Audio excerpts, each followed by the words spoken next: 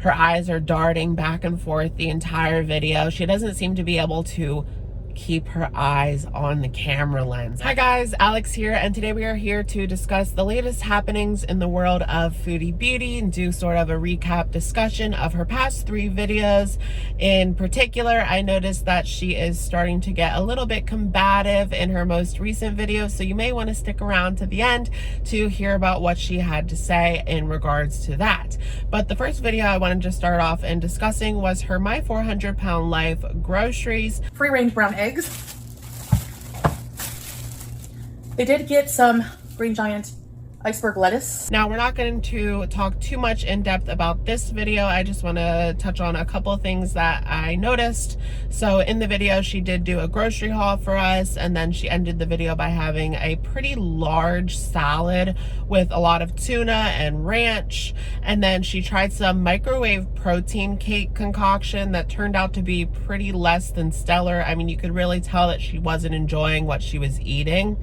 Also, I wanted to mention that the other day she did do a juice fast / juice cleanse, and then she did say that she only lasted on 2 days, even though that was supposed to be a 3-day cleanse. To be honest, I remain skeptical whether or not she actually followed through even 2 days. But as you guys mentioned in the comment section, and I do feel kind of dumb for not even bringing this up, but she had talked about in her previous community post that she was pre-diabetic, possibly. That's still up in the air as far as that goes. But for anyone who is trying to watch their sugar, a juice cleanse obviously is not going to be the first course of action, I guess you could say. So she says at the end of the video that she's feeling rather melancholy. She's just going through the motions and trying to keep her spirits up. It was rather forlorn, in my opinion. So the next video I wanted to discuss was her 400 Pound Life vlog day out. A is for effort. So she starts off at Starbucks. Oh no, sorry, chocolate syrup? Like chocolate? Oh yeah, we don't coffee now, sorry. Yeah, can I have like, I want to make it like, yeah, like mocha, like chocolatey. Yeah, of course. Okay. You know, I love myself some Starbucks. She got chocolate. She said she really wanted chocolate. So she laments the fact that they don't actually offer sugar-free there. But she's making small changes by going for that grande instead of the venti. Girl, I've totally been there. And then she does bring up the fact that she binged the night before, citing an entire package of turkey lunch meat, pita bread, Kit Kats that were Pete's, and cucumbers. Which, I mean, girl, eat all the cucumbers that you want. But she does kind of mention this like every so often about how she's dipping into Pete's food supply. And I wonder if later down the line that might cause tension between the two, because she does seem to keep bringing up that he doesn't seem to really actually care about it. But you never know, these little things might add up and it might cause tension in the household. So then she does go on to talk about inpatient help, which seems to be a thing that's going on around in the comment section lately. That is quite a buzzword when it comes to Amber Lynn and Chantal and just these other weight loss channels that don't seem to be able to do it on their own. So I took it upon myself to see if I could find some inpatient treatment care that specified with people that suffer from obesity. And to be honest, I really couldn't find anything. So I kind of have to go with Chantal. The fact that this inpatient care for obesity is not really offered. Let me know in the comments down below if you guys have heard of any sort of treatment center for this. I understand that when it becomes so severe that you need hospitalization, that there will be specialized care there to take care of those people. We've seen that kind of thing on 600 Pound Life, where they, you know, need to be hooked up to special equipment. But Chantal is not at that point, so I'm not sure about inpatient care. And she mentions how whenever she does try to go for inpatient care or anything of that nature, it always seems to be catered towards people who are anorexic. And, you know, that really is unfortunate. I'm sure that she can find something that's outpatient. And of course, she talks about that later, how she is going to try some sort of therapy.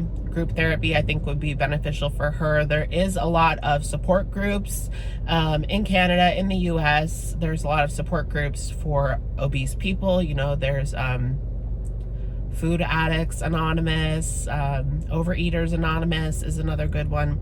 So I really think she does need to surround herself with people who understand what she's going through, because she really doesn't have that. I think she spends a lot of time online, and that's really not good for her in this case, in my opinion. She does say that there was some sort of rehab that she saw that was $10,000, which was just out of question for her.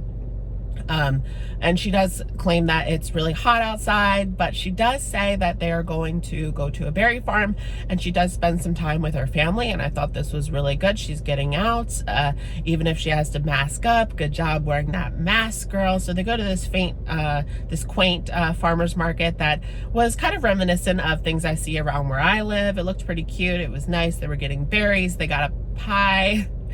And I noticed when she was riding in the car, she made a point to mention in one of those cards in the bottom of the screen that she wasn't wearing a seatbelt because she couldn't fit in the seatbelt. I guess she would need a seatbelt extender, and she was in a family member's car, so that just wasn't an option for her.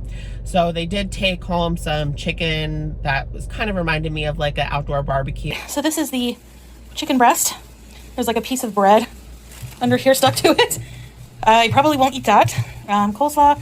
This is their sauce. It's a chicken gravy. And then she had mashed potatoes and a thing of gravy. So for dinner, I noticed that Chantal did have some sort of HelloFresh, but the Canada version, that was her dinner. It looked like a really small portion compared to what she is used to eating. I think that our eyes are inflated when it comes to portion sizes. I know mine are, because it looked small to me, but it was most likely the recommended portion size. So I thought that was nice. Sort of an activity, right? These HelloFresh boxes. I've always thought of trying one myself, but I just never have. And then she says that she has a little haul for us because she got some packages. And I noticed that she said that she is going to be surprised because she wasn't sure what she ordered. And I just don't understand how you don't know where your money's going. And of course, when she opened it up, it was some stuff that she doesn't really need. Some of the stuff I would see like, okay, but it was a little bit strange. So she did get some candles, of course, because, you know, those are super necessary. So she said that they were soy, because apparently the regular wax candles, if you breathe that in, it's not good for you. I never heard that before, but okay, get your soy candles. The next package she had was from Amazon, and it was ketchup. Have you figured out that I'm an impulse buyer yet?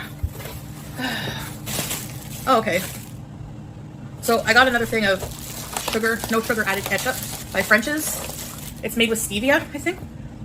Yeah, stevia. I don't even know what to say, but I was like, what is she doing ordering ketchup in the mail? But I guess it was special stevia ketchup. I'm sure there could have been some sort of option for her to buy this at a grocery store. She also got erythritol that she said that she's going to use to replace sugar, because she's trying to stay away from sugar now, even though we just did that juice cleanse the other day and she ate that pie. She's like, well, I can use this erythritol to substitute sugar in many of the recipes that I do going forward, I guess is where she was going with that. I'm not going to fault her. I thought it was a little bit ridiculous, but seeing as how I would guess she wants to minimize her time spent in the public, ketchup in the mail, I guess we're just going to give her a pass for that. I thought it was interesting though. Then after that video, she did go on to make one of her famous community posts before posting the video that she did last night. That was quite eye-opening. So the community post is as follows. I'm going to disable comments for a while. I notice when they are on, especially for my weight-related content, my mental health is even worse. I appreciate that many of you who are only trying to help and who support me, but there is also a good fair amount of people who only follow weight loss journeys to shame and ridicule. I've noticed that she does use the word shame a lot. That seems to be something that she says a lot. I mean, cycle shaming. She even made up her own kind of shaming, right? I think we need to move past that a little bit. Besides that, I find the accusations that I don't try hard enough, make excuses, tell lies, blah, blah, are just too much, and I don't need this negativity when I'm trying to battle so much right now. This is why every time I start a weight loss journey on my channel, I get mad and quit. So it's our fault, I guess. Not quit trying, but quit sharing. Well, maybe you need to share a little bit less. I don't understand. Thousands of people with opinions and criticisms on something that makes me so vulnerable. Thousands, I feel like she's stretching. Hundreds, okay, maybe 1,000. Let me know what you guys think. Something so personal. When I decide to stop sharing because it becomes overwhelming, I get accused of being a failure. The amount of shaming on this platform is crazy and unhealthy. You know, it is a decent point to say that YouTube is pretty unhealthy. You know, you're going to have to deal with backlash for your actions, and people are going to be disappointed. There's always going to be someone there to hold you accountable at the end of the day, because this is such a popular platform, you know, and voices are going to be heard. There's going to be people that have different opinions to you, and that's just going to be where we're at with YouTube. That's why I think she needs a healthy support system around her in person, because she's really not going to find it on YouTube. She's not going to find it on YouTube. I bet this post will result in me being accused of blaming my viewers. I think we just said that. Anyways, I'm disabling comments and rethinking my content once again. So I don't want to use the word cycle, but okay, so now we're going to talk about the video she posted last night, just sharing her thoughts and opinions, of course, about critics, reaction channels, people on forums, people on Twitter, and how that relates to her sharing her weight loss journey, and how it might not be the best for her to be as open and honest about her journey here on YouTube as she is or was being. You know, I think that maybe she should rethink sharing all this stuff on YouTube.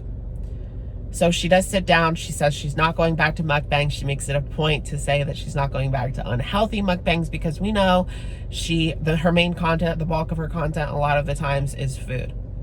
It's going to be food. She is the Foodie Beauty. We've tried other things, but we're just going to be always talking about food, because when it comes to a weight loss journey, that is the most important thing. So food is always going to be a part of her channel.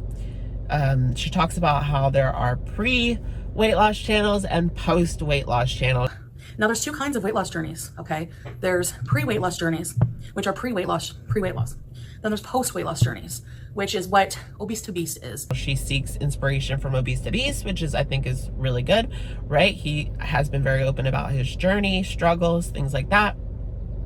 And she says she's a pre-weight loss channel versus these other fitness channels that struggled in the past. They've already gone through the motions. They know what they're doing. So it's all about that perception, right? It's a lot of weight on her shoulders to do this in front of an audience. A lot of people are hate watching. A lot of people want her to fail.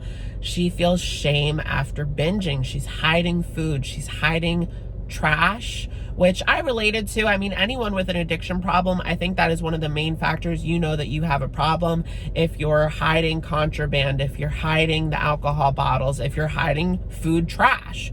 You're trying to hide this from the people in your life. So I think that is one of the main things to look for. If you think that you might be struggling with some sort of addiction, if you're hiding this from your partner or your roommate or your family, there's a pretty big chance you have a problem, right? She says that similar, smaller channels don't get as much hate as her.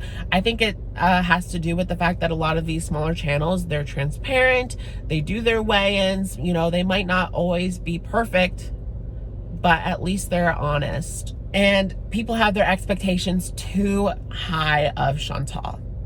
She doesn't like this reaction channel culture that is cultivated and perpetuated by the reaction channels. She doesn't like that. Her eyes are darting back and forth the entire video. She doesn't seem to be able to keep her eyes on the camera lens. I need to pay less attention to the comments. I'm working on that. I just thought that was worth pointing out when I was watching the video. It was like her eyes were literally everywhere. And I think it's important to say that she's the one in control when it comes to this. Nobody in the reaction channel community, nobody on these forums, nobody on Twitter has any control in what she's doing. You know, she's the one putting out this content, so she has to think, why is this the reception that I'm getting? You know, why are those smaller weight loss channels, you know, not getting as much hate? Or even bigger channels. You know, there are other channels, bigger channels out there that don't receive as much backlash as Chantal. So she really needs to look inward and realize that what she's putting out there is going to get some negativity back. This is her real life. She's not trolling. She doesn't do anything on purpose. This is just her being her. That's her words. She says that she's going to be working with the psychology team, which I think is really good. You know, I don't think that inpatient care is really practical at this point. Based on my research, I couldn't really find anything that comes up. But yes, there are support groups. Yes, there is, you know, therapy for this. There's a lot of therapy out there for this. So she said that she's going to meet with a psychology team, and they're going to place her with a therapist that I guess works for her. I don't know. I don't like using that term. She says that things don't happen overnight. My opinions on this is, you know, the negativity didn't happen overnight. The negativity did not happen overnight. People are, you know, she talked about how, you know, I'm not going to lose this weight overnight. I can't just get a therapist overnight. But the thing is this has been going on for over a year, like 2 years plus, and we haven't seen any progress. So people are going to be upset about that. So yeah, we understand it's not going to happen overnight, but it's been 2 years plus. She's done with comments. Comments are done. She said on her channel, I noticed the likes and dislikes are off. Well, they've been off for a very long time now, but comments are completely blocked. She used to go in, we know she would go in and vet the comments, which honestly at this point, if you're going to be going in and reading every single comment, you know, what would it matter if they were just there anyways? So now comments are completely done. She doesn't want anyone's criticism. She doesn't want anyone's advice. Comments on Instagram are done. DMs on Instagram are done for now.